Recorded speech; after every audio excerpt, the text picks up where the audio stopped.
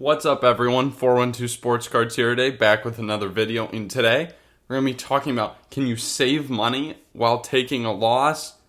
Tax implications for selling your sports cards. So, as per usual, I find myself drawing inspiration for some of my videos from a group chat I'm in on Instagram.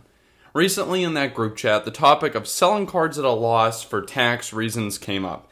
And I thought that that was something that, even though tax season just passed, was incredibly relevant to day-to-day sports card operating and worth touching on this channel. So, little tactics are like that are what I like to educate on this channel, and hopefully they help you become a more skilled operator in the hobby.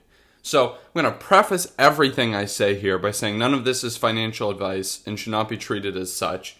And without further ado, we're going to get into the content of this video. So, I'm going to preface kind of the card point by saying that you need to be thinking through the process of selling cards always. In this video, I'm going to be discussing tax benefits of selling cards at a loss, but that doesn't mean you should be seeking out selling cards at a loss. The benefits discussed here help mitigate some of the loss, but obviously selling your cards for break even or for a profit is better, obviously. I cannot stress that enough. It is better to sell at break even or profit than for a loss, even with these tax things, because they help mitigate some of the loss. They do not offset it entirely. So, before you consider the benefits of selling at a loss, you need to be going through your typical process, discerning, is this really something I want to sell? Do you need the money for life for another card? Do you feel the price of the card won't be going up and you just want to get out of a stagnant asset? Do you see the card continuing to fall and want to cut your losses? If the answer to any of those things are yes, then okay, you've come to the decision that you might be interested in selling a card, and as I've talked about in other videos, that can be good to do, right? And you might wonder why I talk about this selling at a loss so much. It's because I think everyone knows it's good to sell for profit, but I find getting into these more nuanced topics that aren't talked about that much by influencers, why selling at a loss can be good, the different aspects of it, things that I think I can provide value on, and that's what I want to do for you guys. So, let's discuss a case study to discuss the tax implications. We'll walk through just this study, pretty much the whole video, and kind of get you guys through the concepts. So, here we have, let me move my mic here a little bit. We have a Zion Williamson courtside. So, this is obviously a pretty nice card. I paid $900 for it, and it's comping at about $700 now, okay? Very consistently. There's a couple of them sold. So we're looking at $700 on comps, and that's a $200 unrealized loss. So let's say I think there's a better use of my money. NBA offseason's coming up. I don't want to be sitting on a Zion all offseason, so I'm going to sell it, put the money elsewhere. Let the record be clear. I am not going to do that. I will have every intent to hold this through the offseason and have no interest in selling it. But let's just say hypothetically, I sell the card right now. I get $700. Now, that's a $200 loss. So what this means is that I'm realizing that $200 loss. It's no longer hypothetical. It is a true loss that is going to go in my records that I sold. I bought the card for $900, sold it for $700. I've realized a loss of $200. Now, different people operate in the card hobby different ways. Some might have a business, but let's just say you treat your cards as capital investments. What this means is that you triggered a $200 capital loss.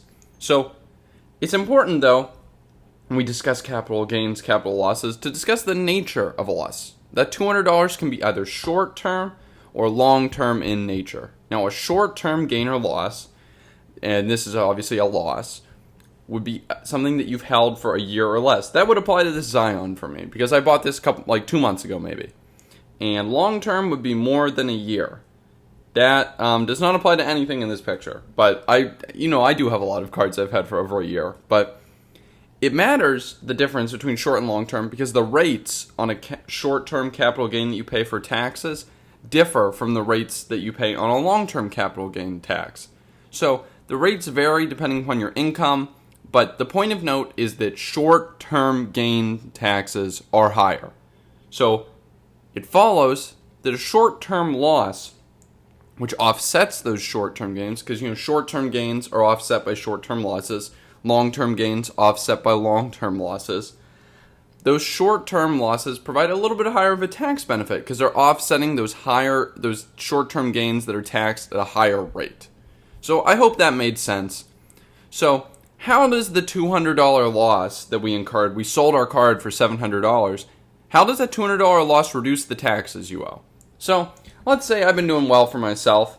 I sold cards. So far in this taxable year, I've got $1,000 in short-term gains. I've been doing well.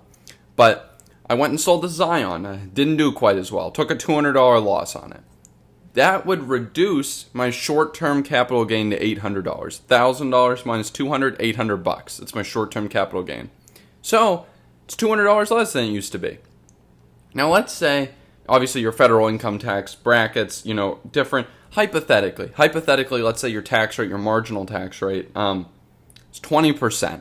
Okay, so I'm paying 20 in short-term capital gains are taxed at the rate your regular income from your job and stuff. It's taxed at the same rate as that.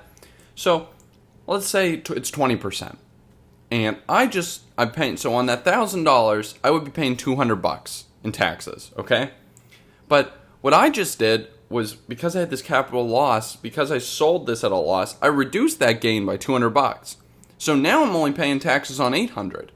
Which would be 820%. What would that be? Geez, $160.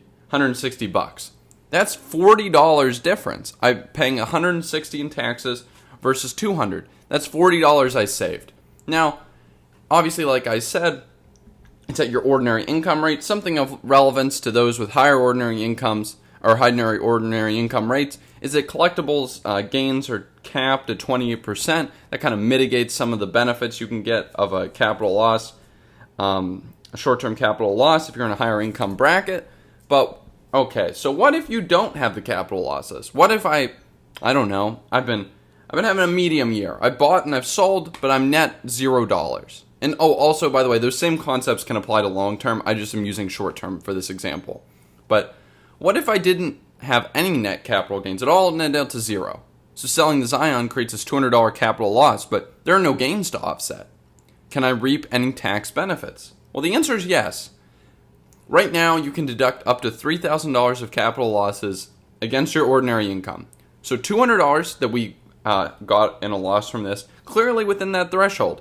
It's going to give us a tax break on our ordinary income, which, let's say hypothetically, 20%, just like above. We're still going to get that same exact savings of $40. So why does all this matter? Basically, what I'm saying is that it's helpful to consider the after-tax loss on cards that you're selling at a loss. So, for example, this Zion, I sold it for $700, took a $200 loss, but if we consider the tax savings, I saved $40 in my taxes in the hypothetical example. So really, it's like I'm selling the card for $740 or a $160 loss after we consider the tax effect. And while that might not sound like much, it can be a difference maker deciding if, you really want to go sell a card before a tax year's over. Often, these are really beneficial right around the end of a calendar year to be, considering, right when a tax year is ending. But it's not as good as breaking even, obviously. But considering how these tax benefits factor into the equation of if it's worth it for you to sell at a loss at this moment, I think is really valuable. It's definitely something to be considered. It's not discussed a ton. It's not that sexy, but as an informed operator in the hobby, it's useful to be aware of. So, anyways, I hope y'all enjoyed. Drop a like, drop a comment, drop a sub if you've been watching. Stayed till the end. I appreciate you very much. And without further ado, I guess I'll catch you next time. See ya.